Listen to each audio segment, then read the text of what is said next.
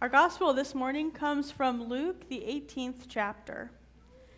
Then Jesus told them a parable about their need to pray always and not to lose heart. He said, "In a certain city there was a judge who neither feared God nor had respect for people. In that city there was a widow who kept coming to him and saying, 'Grant me justice against my accuser.' For a while he refused, but later he said to himself, 'Though I have no fear of God and no respect for anyone, yet because this widow keeps bothering me, I will grant her justice, so that she may not wear me out by continually coming.' And the Lord said, 'Listen to what the unjust judge says. And will not God grant justice to his chosen ones who cry to him day and night? Will he delay long in helping them? I tell you, he will quickly grant justice to them, and yet when the Son of Man comes, will he find faith on earth?'" Holy and beautiful Creator, now may the words of my mouth and the meditations of our hearts be ever pleasing to you, O God. Amen. Well, I'm about to tell you something I used to do when I was really little, and if you are very little, do not get any bad ideas. When I was younger, and somebody like some of my favorite humans were over at my house, like a grandparent or a grandpa especially, if they told me that they were about to leave, I would grab on to their legs so that if they were to walk, they'd have to drag me across the floor until they got to the door. Does anybody have that experience of being a little kid and grabbing on to either your grandma, your grandpa, your mom, or your dad's legs and just being dragged across the floor because you didn't want them to go? Or are you a grandma and grandpa or an uncle or an aunt who has had a child grip onto your legs so you can't move? When I think of that image, I think of Jacob wrestling with God. That Jacob is on the side of the Jabbokuk River, and he's holding on to God's legs, and he says, you will not leave me. You will not leave me until you give me a blessing. Today's reading from Genesis is one of my favorite stories because it reads like a folk tale. And I think it might be a folklore that gets passed around in an oral tradition. So I want to tell it to you like a folk tale. I believe it could probably come from something like an origin story. Maybe the origin of why we call Israel, Israel. Or maybe it's the origin of how faith works. Or maybe it's the origin of how we are supposed to interact with God. The man, his name is Jacob. He has multiple wives, multiple children, and many people who work for him. He needs to travel, and they've been traveling all day long, and they're quite tired. And so, in the middle of the night, he decides that it's time to move his family and all the people traveling with him across the river. But he decides for himself that it's time for him to go back to the other side. I've had those moments where I just want to be alone. Maybe a lot is going on. Maybe I'm tired. Maybe I've been traveling for a long time with a company of people, and it's time for me to just take a quiet moment to myself. So Jacob goes back to the other side of the river so that he maybe needs some isolation time for himself. And this is the time when you're in isolation and maybe you're wrestling with something in your own mind that God stands next to you. Because you're not actually alone anymore in this isolation.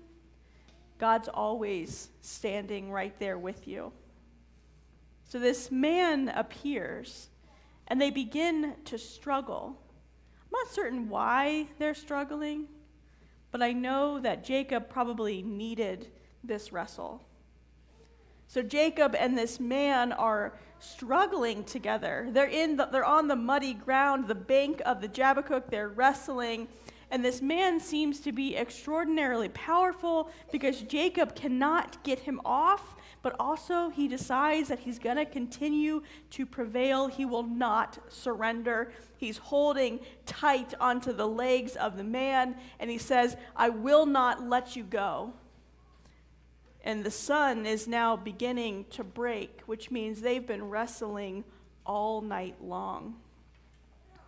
Jacob says, "I will not let you go, even though the day is breaking, until you give me a blessing. I will continue to strive forward, persist forward, until I receive some good news." I can imagine in this moment that Jacob has not received good news in a while. And he's at his breaking point. He says, "I'm going to struggle and wrestle, but I need a blessing. I need some good news." So maybe the stranger pauses in this wrestling match and now looks down at Jacob in the eyes. And he says, "Man, what is your name?" And Jacob replies, "Well, my name is Jacob." And the man says, "I will no longer be calling you Jacob, but I will now call you Israel, for you have been struggling with God." So now we have the word Israel, which means to struggle with God. That God would come to us in the bank of the water while we've decided that we need to go be in isolation. We need to step away from whatever we are struggling with. And God says, "That's where I'll come. I will come stand next to you in the midst of this, and I'm going to struggle with you. I'm actually going to throw you on the ground and wrestle with you because maybe that's what you need." Wrestle with God, Jacob says. That's my name? Elohim, Jacob thinks. God, to be wrestling with God. Then he looks at the man and he says, "Well, will you tell me your name?" He doesn't give him a name. I think from that point we can think to ourselves, oh, I guess he is struggling with God. I bet he's wrestling with God. So Jacob called the place Peniel, saying, "For I have seen God face to face. I have wrestled with God, and yet my life has been preserved." The result of a relationship here. The result is this relationship with God and with faith, and now a journey. Because a journey with God is to wrestle. To draw close to God is actually to be okay to wrestle with God. Jacob continues to limp on forward because he has the scar of wrestling with God, but he can still move on. It's now been healed. He can keep on going. The morning finds him, and his focus is brought anew, and he continues on in his journey. This is this ancient, foreign folktale about Jacob's experience with this unknown assailant in the middle of the night. But I think if we look at it, I think we can see this folk tale as something that affects our life as well. Have you ever had a moment when you feel like you just need to escape? You just need to step away. There's too much going on.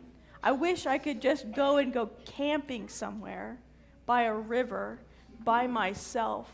Send the rest of my company or my party off. I'll stay here. And it always feels like in that moment when I've finally entered into silence or isolation, I've placed myself there, that's where I find God. And I don't just find God there, it feels like the moment when I now need to wrestle with God. Because there's been something maybe wrestling in my own brain that's now come forward after I've finally turned off all the sound of the world. And I finally sat down to listen to my own thoughts, and I realized they're not just my thoughts, but they're prayers to God. That's what I've been doing while I'm wrestling and wrestling in my mind. I'm actually praying and praying and praying. Now that's what this is. It is this battle within myself. In the midst of alone time or isolation or quiet, when I finally sit down, it is the moment when I finally get to draw near to God, which sometimes means wrestle with God. We have these deep-rooted conflicts that are happening all the time within ourselves. Should I speak up about that thing that's happening in the world? Should I go to that other thing to support something else? Should I write this letter? Should I not? Should I post something on Facebook? Should I not? And we are always wrestling and wrestling with our thoughts.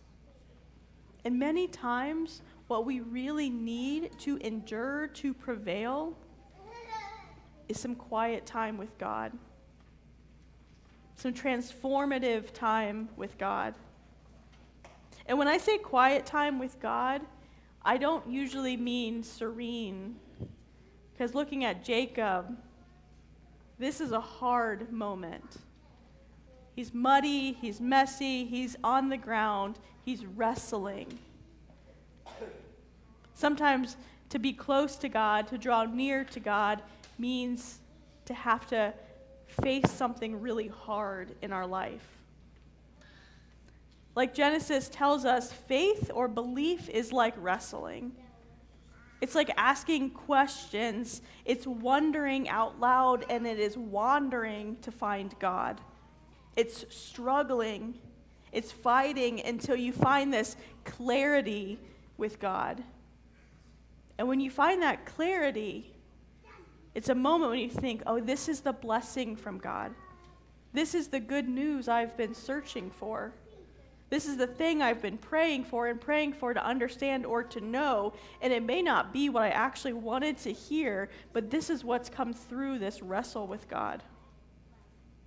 Not coincidentally, this text also sounds a lot like the next text that we get in our lectionary. We get Timothy telling us to keep on wrestling with God. Continue in your faith. Even if other things from the world sound loud in your ear or they try to get you to turn away from God, keep on wrestling with God. And then, of course, we have our widow who's come to the judge and keeps on needing to persist in this conversation with the judge so that she can get some good news.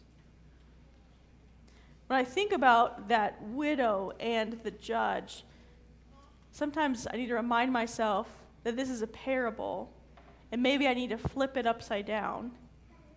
What if we are the judges, and God is the widow? And God is persisting, knocking on our door, saying, listen to me, answer me. Help me find justice in this world. We need to struggle with God. We need to hear God tell us to break into the world, to bring about the good news, to be a part of the good news and the blessing of the world. Jacob wrestled with God in total darkness.